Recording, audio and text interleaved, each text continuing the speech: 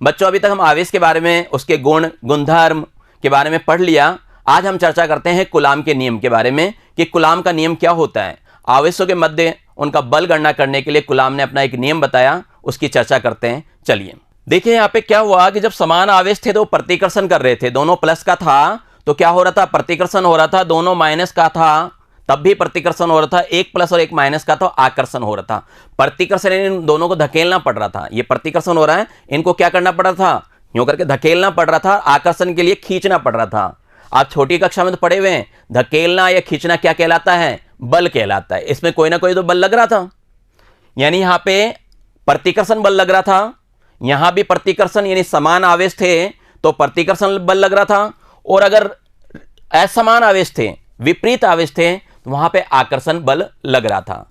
Coulomb ने Eton तुला की सहायता से इनको मापने का प्रयास किया और एक नियम बनाने की कोशिश की। जनरली ये चीज हम भी समझ सकते हैं कि यदि इनको मैं थोड़ा पास पास ला दूं, इस आवेश को क्या करूं, थोड़ा पास पास ला दूं, इनकी दूरी को कम कर दूं, तो क्या होगा, बल ज्यादा लगेगा ना, बल क्या होगा, ज्यादा लगेगा। ऐसे इनकी दूरी को अगर मैं बढ़ा दूं, यहां पे ये जो आकर्षण लग रहा है ना विपरीत आवेश के कारण, इनके डिस्टेंस को बढ़ा दूं तो कम बल से ये आकर्षण कर पाएंगे। बिल्कुल सही। तो कूलाम ने ये देखा अगर दूरियों को चेंज करते हैं तो आकर्षण या प्रतिकर्षण बल में अंतर आता है। फिर दूसरा और करें कि एक को अपन क्या करें, थोड़ा सा और बड़ा कर दें, यानी ज्यादा आवेश दे दें, इसको बड़ा कर दें तो क्या होगा, पहले की तुलना में ज्यादा बल लगेगा। अच्छा, इसको और बड़ा कर दें, इधर से भी बड़ा कर दें, और ज्यादा बल लगेगा। तो इसके लिए कूलाम ने क्या देखा कि दो आवेश लिए, बिंदुवत आवेश, अभी बताऊंगा बिंदुवत आवेश क्या होता है।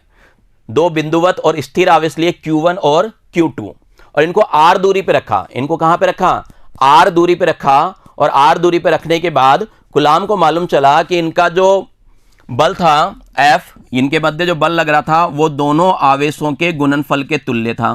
पहली बात तो ये पता कर लिया, जिससे उन्होंने कह दिया था यदि Q1 का मान बढ़ाएंगे तब भी बल बढ़ेगा और Q2 का मान बढ़ाएंगे तब भी क्या होगा, बल में वृद्धि होगी। फिर उन्होंने एक चीज और देखा कि ये जो बल था इनके मध्य के दूरी के वर्ग के व्यतकर्मानुपाती था। मध्य के दूरी के वर्ग के व्यतकर्मानुपाती था, यानी व्यतकर्मानुपाती का मतलब उल्टा होता है। दूरी को बढ़ाया जाए बल कम हो जाएगा, दूरी को घटाया जाए बल क्या होगा, बढ़ जाएगा। ये ऐसा कूलाम ने बताया और दोनों को मिला के एक सूत्र बनाया जा सकता था, F समानुपाती Q1 Q2 बटे में R²।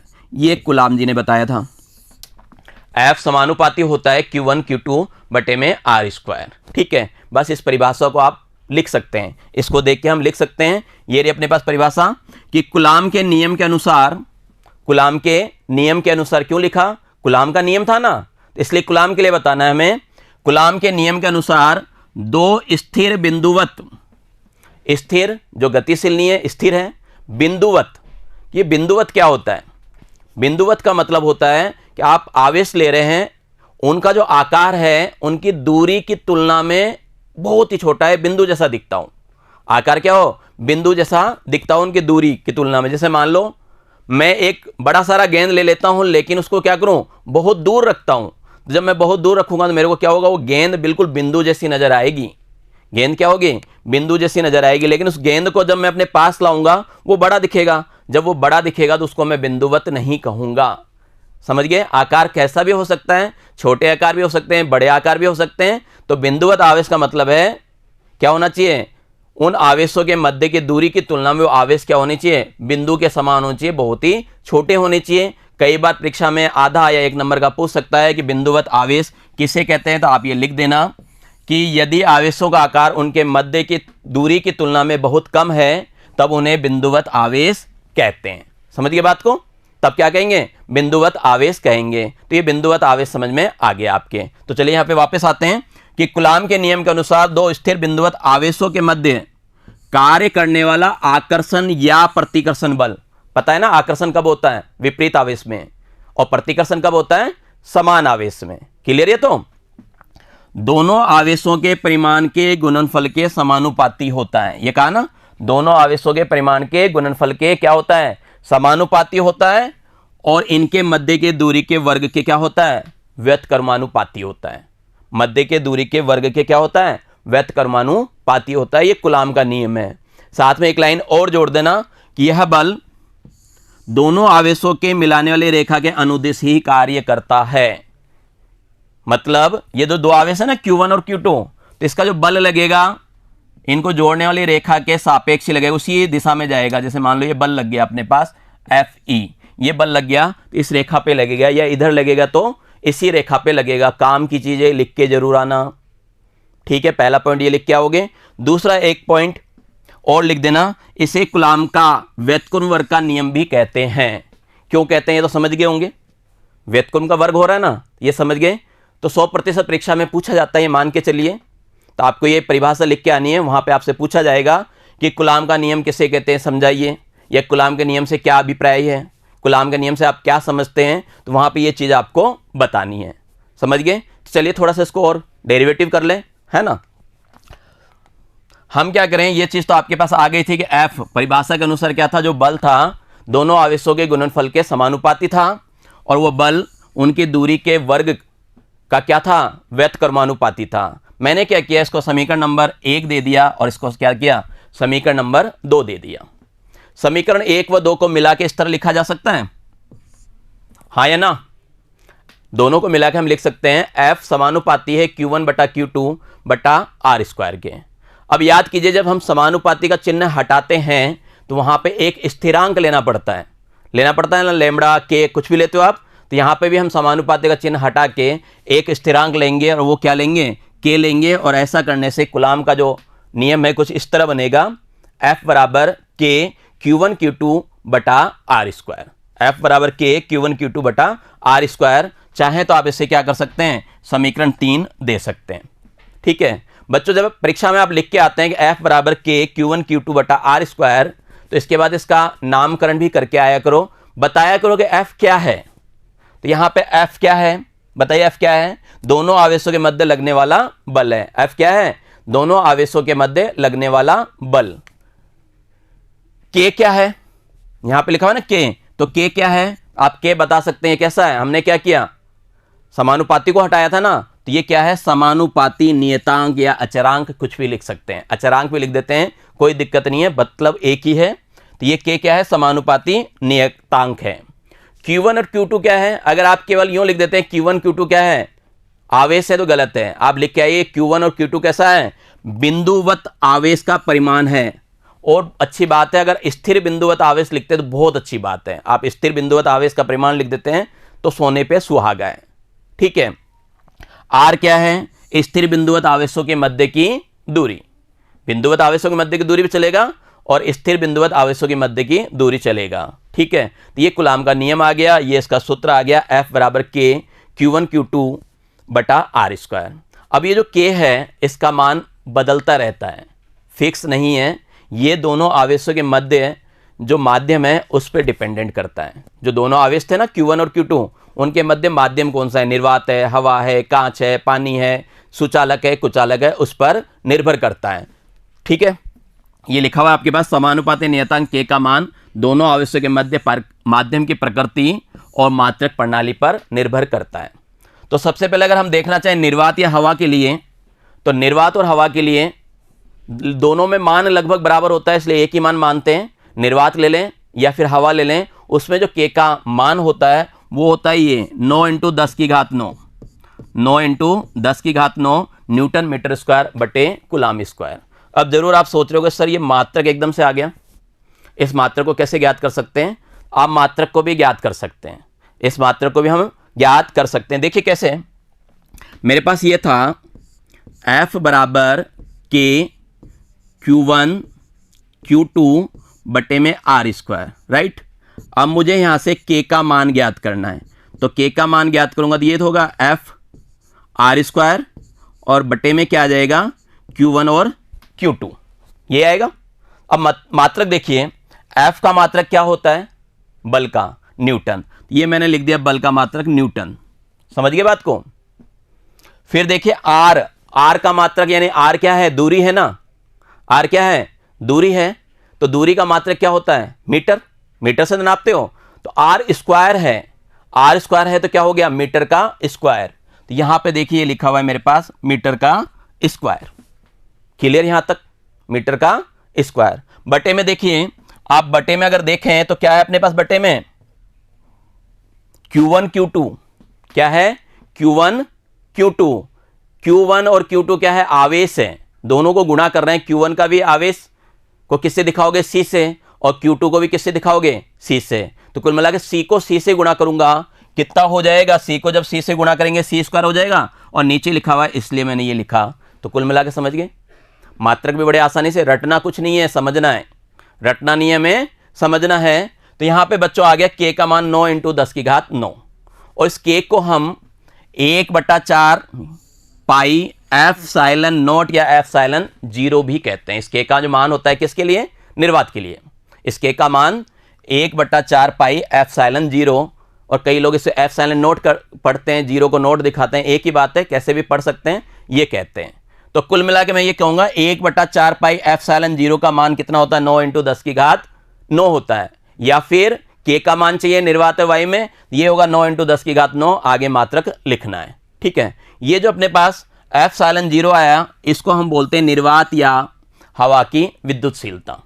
ये क्या होती है? निर्वात या हवा की विद्युतशीलता होती है। और जब मैं नोट हटा लूंगा, इसका नोट हटा लूंगा, तो वो क्या होगी? एप्सिलॉन होगा केवल, और उसको मैं बोलूंगा माध्यम की विद्युतशीलता। समझ गए? अभी निकालेंगे हम, इनका मान भी निकालेंगे। तो यहां तक आपके समझ में आ गया? k बराबर 1/4 पाई एप्सिलॉन 0 होता है। जब ये k का मान है तो मैं क्या कर सकता हूं? यहां पे ये जो f है ना, f बराबर k Q1 Q2, f बराबर है k Q1 Q2, तो क्या कर सकता हूं? मैं मान रख सकता हूं इसके, यहां जो है ना k, इसके जगह मैं क्या कर सकता हूं? 1/4 पाई एप्सिलॉन नोट या एप्सिलॉन 0 रख सकता हूं। पाई का मान बच्चों पता होगा आपको, 22/7 या 3.14 होता है।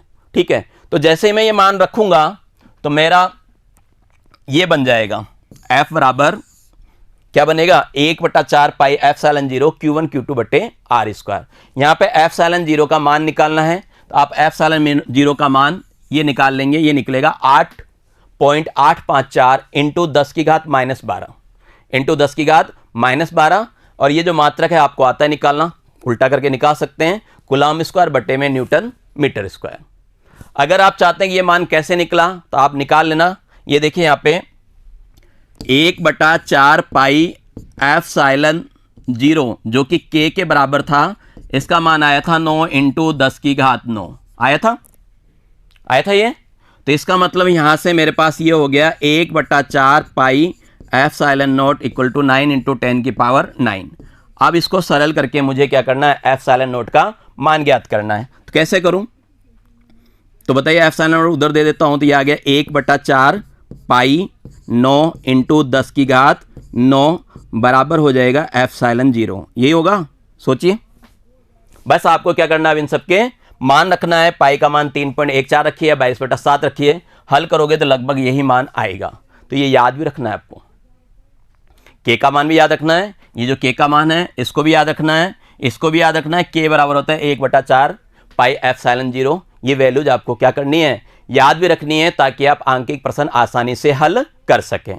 ठीक है, चलिए हम देखते हैं एप्सिलॉन की विमा कैसे निकालें, एप्सिलॉन नोट की विमा कैसे निकालें। तो वही तरीका है जैसे हम विमा निकाल रहे थे अभी थोड़ी देर पहले, उससे आप विमा निकाल सकते हो। सबसे पहले तो आपको ये पता हो जाना चाहिए एप्सिलॉन का मान कितना होता है। एप्सिलॉन का क्या होता है? मान कितना होता है। तो चलिए सबसे पहले हम क्या करें? एप्सिलॉन का मान निकाल लें। f बराबर आपने कहा था, क्या कहा था? 1/4 पाई एप्सिलॉन 0, ये कहा था k का मान था, और Q1 Q2 बटे R स्क्वायर, ये होता है। अब यहां से मैं एप्सिलॉन नोट का मान निकालूं, इस एप्सिलॉन नोट को इधर ले आता हूं, तो ये हो जाएगा Q1 Q2 बटे में 4 पाई f और R स्क्वायर। बस यहां पे क्या करें? आपको जिस जिस की विमा आती है उसको रखते जाइए, विमा निकल जाएगी।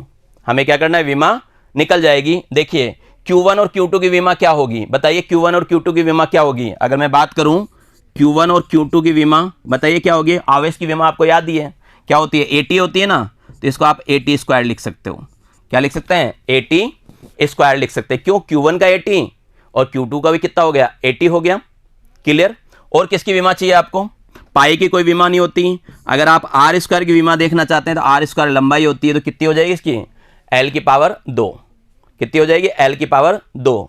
एफ की विमा या तो आपको याद होनी चाहिए, और अगर आपको एफ की विमा याद नहीं है तो क्या करें? ये तो पता होगा, एफ बराबर क्या होता है? एम ए होता है। चलिए निकाल ही देता हूं इसकी विमा भी आपको। देखिए बच्चों, आप ये अच्छी तरह जानते हैं कि एफ बराबर होता है एम ए, इतना तो याद है। एफ बराबर एम ए द्रव्यमान और त्वरण, ए यानी त्वरण है। मुझे इसकी विमा निकालनी है, एम की विमा तो एम ही होगी। त्वरण, त्वरण को क्या लिख सकता हूं अगर आपको ध्यान हो तो? त्वरण होता है वेग में परिवर्तन की दर। त्वरण क्या होता है? वेग में परिवर्तन की दर, यानी क्या करें? वेग में टी का भाग दें। कहने का मतलब यही है, सिंपल भाषा में बात करूं तो वेग में क्या करूं? टी का भाग दूं। अब मुझे मान लो वेग की भी विमा नहीं पता, तो वेग की भी अगर विमा नहीं मालूम तो क्या करूंगा मैं? वेग को क्या लिख सकता हूं बताइए? वेग क्या होता है? वेग होता है दूरी में परिवर्तन की दर। वेग क्या होता है? दूरी में परिवर्तन की दर। तो दूरी हो गया आपका एल, और ये टी इसका किसका? वी का। मैं यहां क्या कर रहा हूं? वी का मान लिख रहा हूं एल अपॉन टी, और एक टी पहले से है ना? एक टी क्या है? पहले से है। ऊपर ले जाओ, तो जब आप ऊपर लेके जाओगे तो एम एल और टी की घात कितनी होगी?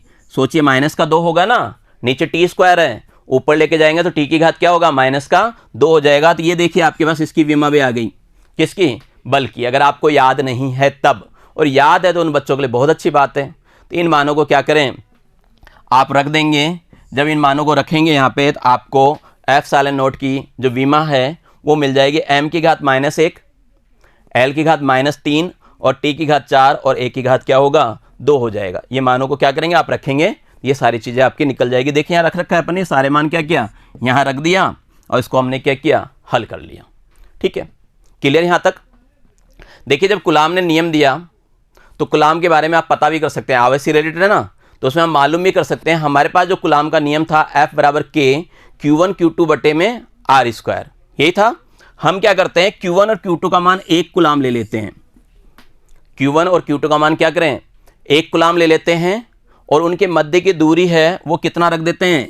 1 मीटर रख देते हैं। समझ रहे बात को? 2 आवेश लिया, कितने का? 1 कुलाम का, और उनकी जो मध्य की जो दूरी है वो कितना ले लिया हमने? 1 मीटर ले लिया। चलिए देखिए नियम से क्या आएगा, जो सूत्र है उसके हिसाब से आपके पास F का मान क्या आएगा? ये आएगा क्या? F बराबर 1/4 पाई F सालन 0 इंटू 9 इंटू 10 की घात 9 आएगी। कैसे आएगी? देखिए आपके पास ये था, F बराबर क्या था हमारे पास? K Q1 Q2 बटे में आर स्क्वायर था, है ना?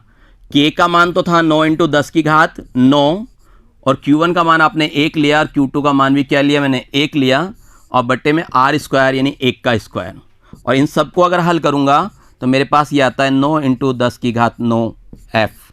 ठीक है, ये रिजल्ट आता है। अब इस रिजल्ट को देख के मुझे परिभाषा बोलनी है। ऐसे रिजल्ट को देख के मुझे परिभाषा बोलनी है, तो परिभाषा बोलना आपको भी आना चाहिए, लिखना भी आना चाहिए। क्या किया है आपने?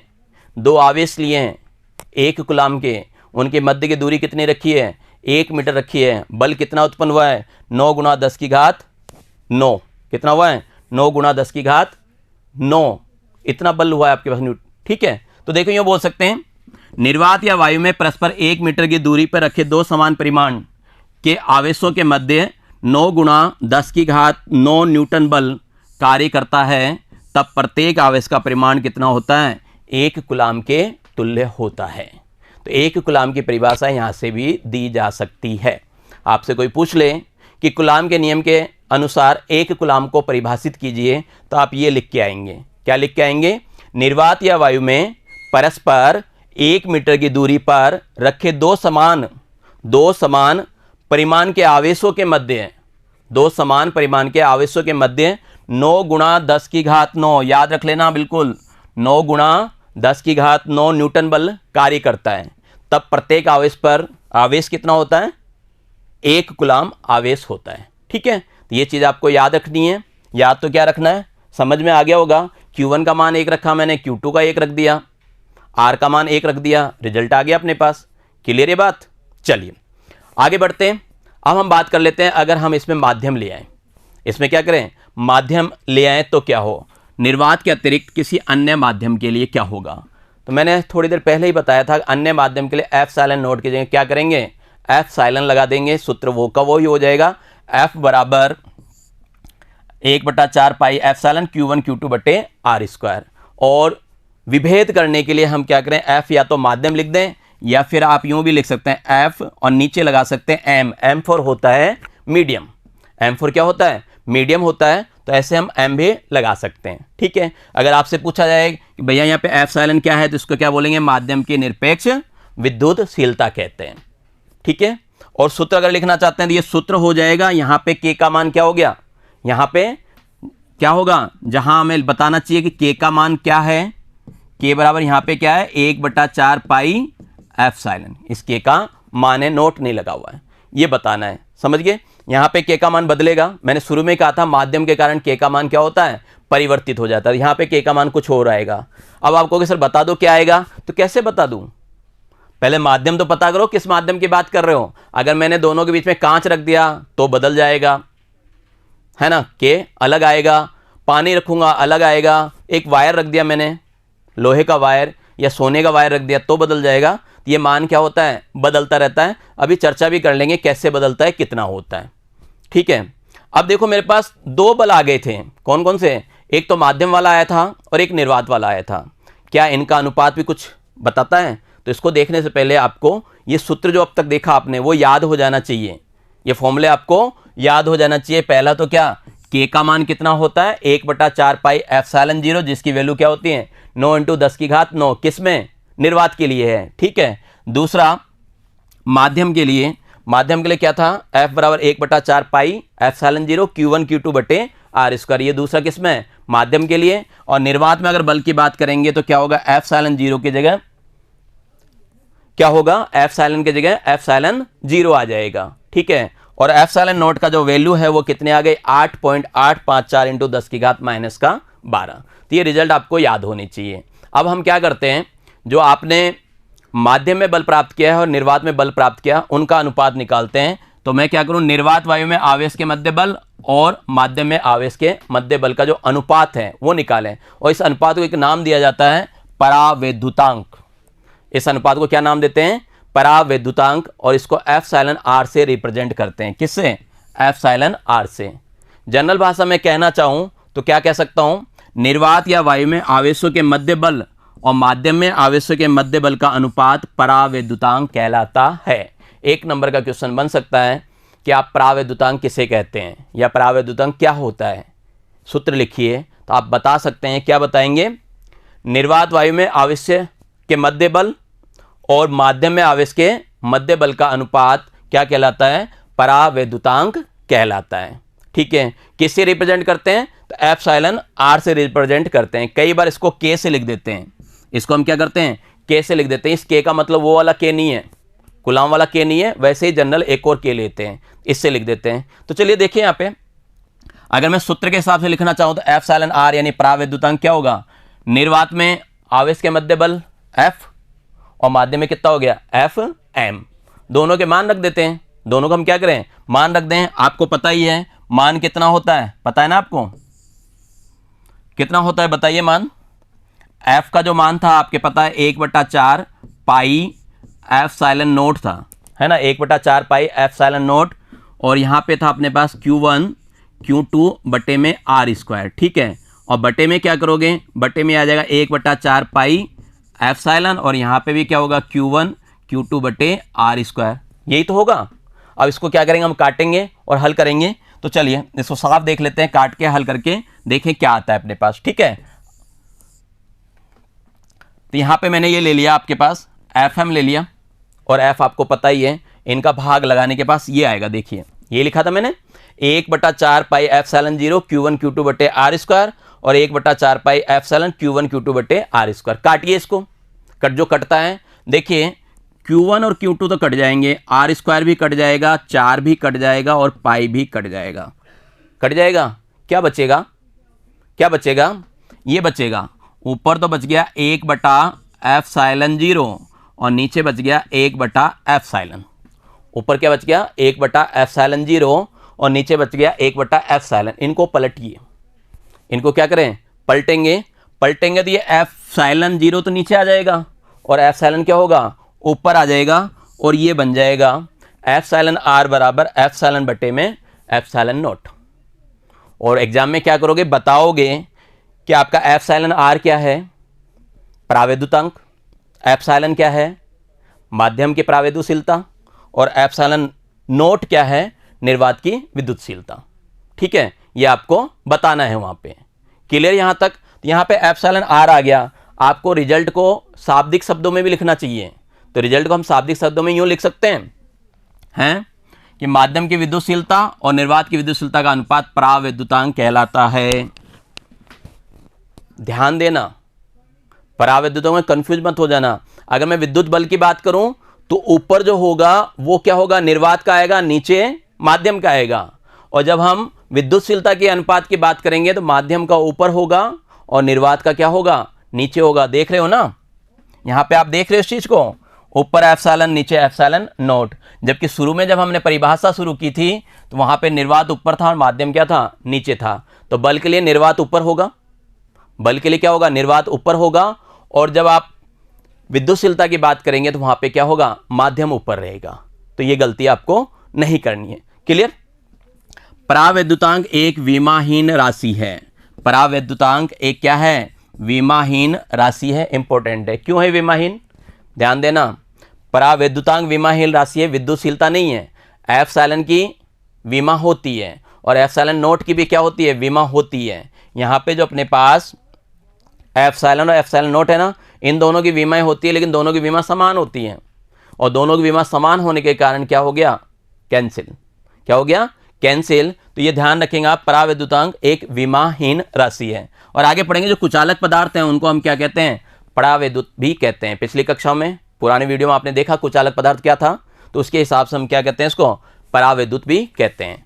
तो चलिए हम एप्सिलॉन या एप्सिलॉन नोट इनकी कुछ वैल्यूज निकालें कि क्या होता है, इनके कुछ मान पता करें, है ना। तो यहाँ पे कुछ मान दिए गए हैं आपको माध्यम के हिसाब से, परावैद्युत पदार्थों की आपेक्षिक विद्युतशीलता, है ना। इसका मान निकाल रहे हैं कि इसका मान कितना होता है विद्युतशीलता का। देखिए यहाँ पे कि हवा में मैंने आपको बताया था, हवा और निर्वात का लगभग क्या होता है, बराबर ही होता है। हवा और निर्वात का लगभग बराबर होता है, इसलिए यहाँ पे हवा का मान 1.0059 यानी लगभग 1 के बराबर है। ठीक है। और कांच का कितना होता है, 5 से 10। निर्वात में कितना होता है, 1 होता है। और सुचालक में अनंत होता है। आसुत जल में कितना होता है, 80 होता है। किसका मान है ये आपका आपेक्षिक विद्युतशीलता यानी परावैद्युतांक का ही मान है। परावैद्युतांक को ही हम आपेक्षिक विद्युतशीलता कहते हैं। ये ER का मान है। इसके हिसाब से यहाँ पे देखेंगे हवा और निर्वात का तो अपन ने बात कर ली थी कि दोनों का मान क्या होते हैं, बराबर होते हैं। ठीक है। अब मैं यहाँ पे देखूँ कुछ चीज़ों की बात करूँगा। ER बराबर क्या था आपका, क्या था ऊपर, क्या था निर्वात, या बताइए पहले क्या आएगा, F बोल रहा हूँ मैं, F बल के लिए क्या आएगा ऊपर बताइए क्या आएगा, निर्वात आएगा। ऊपर क्या होगा, निर्वात आएगा। तो सिंपल F लिख दूं और बटे में मीडियम आ जाएगा, मीडियम नीचे होगा। ठीक है। अब बल को देखो, इसकी बात करूं मैं सुचालक की बात करूं तो देखिए अनंत कब होगा, ER आपका अनंत कब होगा। मैं यहां पे लिख रहा हूं ER बराबर मैंने ये लिख दिया F यानी निर्वात, F क्या किया मैंने, निर्वात लिख दिया, और नीचे F यानी मीडियम ले रहा हूं। अब ये अनंत कब होगा, अनंत का मतलब क्या होता है, नीचे 0 आना चाहिए ना, नीचे 0 आएगा तभी तो अनंत होगा, नीचे 0 आएगा तभी अनंत होगा। तो कुल मिला के एक बात क्लियर हो गई, अगर माध्यम सुचालक है तो आवेशों के मध्य बल नहीं लगेगा, शून्य हो जाएगा। बल क्या होगा, नहीं लगेगा। याद रखना, एग्जाम में ये भी पूछ लिया जाता है कि दो आवेशों के मध्य हम सुचालक रख दें या सोना रख दें, जो कि सुचालक ही होता है, तो क्या होगा, उन पे बल नहीं लग पाएगा, शून्य बल हो जाएगा। ठीक है। इसी पे आधारित कुछ रिजल्ट हैं जो आपको याद रखने चाहिए। पहला रिजल्ट है आपके पास कि कूलाम्बीय बल F का मान माध्यम बदलने पे अलग अलग प्राप्त होता है। ये तो देख ही लिया आपने, जैसे जैसे माध्यम बदलेंगे वैसे वैसे बल का मान क्या होगा, बदलता जाएगा, कम ज़्यादा होता रहेगा। दूसरा है निर्वात या वायु में विद्युत बल सबसे अधिक होता है। एक जो आया था ना आपके पास परावैद्युतांक का अधिकतम मान 1 ही होता है। ठीक है। तो सबसे अधिक कहाँ होता है, या तो निर्वात में होगा या फिर वायु में होगा। और जब कुचालक लोगे तो कुचालक में क्या होगा, कम हो जाएगा। देखिए कैसे कम हुआ, ये भी बता दूं आपको कम कैसे हुआ। यहाँ पे मैं बात करूं कांच, कांच में 5 से 10 आ रहा है। जब आपने कुचालक पदार्थ पढ़ा था तो वहाँ मैंने इस पे जोर दे के कहा था कि शुद्ध जल जो होता है वो कुचालक होता है।